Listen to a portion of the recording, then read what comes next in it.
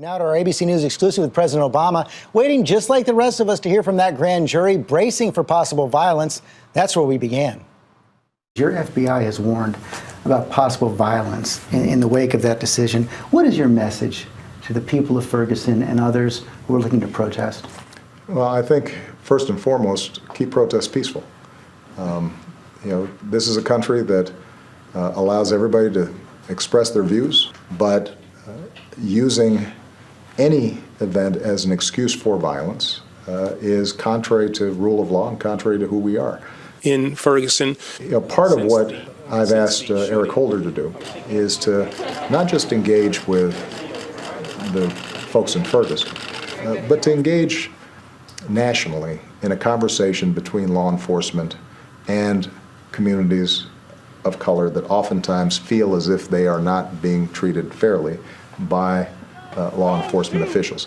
Sometimes their concerns are justified. Sometimes they're not justified. Law enforcement has a very tough job. Are you worried here? We saw during the summer the possibility of even overwhelmingly peaceful crowds being overrun by a few thugs. What I've done is called Jay Nixon, the governor of Missouri, to make sure that he has a plan to respond in a careful and appropriate way to any potential violence, to be able to sort out the vast majority of peaceful protesters from the handful who are not. In the end, what I have confidence in is that if we do a better job of training our law enforcement to be sensitive to the concerns of minority communities, then over time, trust can be built, in part because minority communities typically are subject to more crime. They need law enforcement more than anybody. And there are a lot of communities in my hometown of Chicago, for example, who actually want to see more police in, but they want to make sure that the police are trained so they can distinguish between a gangbanger and a kid who just happens to be wearing a hoodie, but otherwise is a good kid and not doing anything wrong. One of your heroes, John Lewis, has suggested that if there's no indictment in this case, it would be a miscarriage of justice and another turning point like Selma. Do you agree with that? I love John. I didn't see the quote, so I don't want to comment on what John specifically said, but I will say this, that the kinds of ongoing problems we have with police and communities of color around the country are not of the sort that we saw in Selma. We're not talking about systematic segregation or discrimination.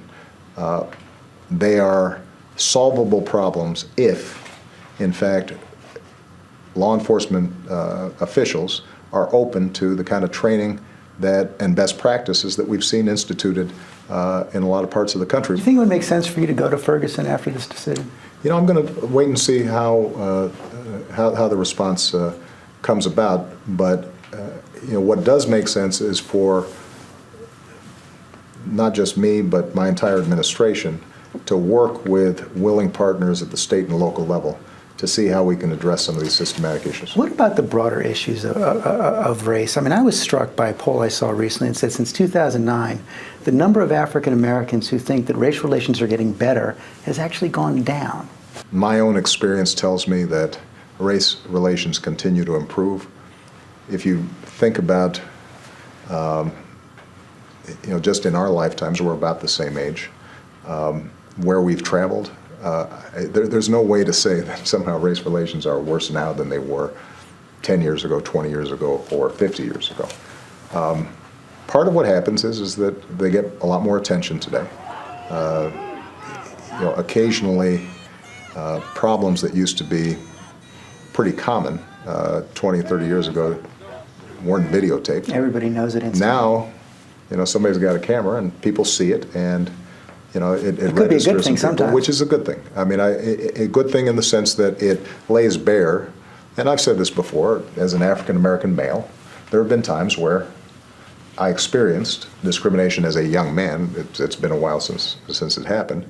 And I think that folks on the other side of it might not understand why there are concerns or mistrust. So when people start seeing these instances, then they start saying, okay, maybe we understand what we're talking about. But it's important not to overreact either, or to suggest somehow that we haven't made progress.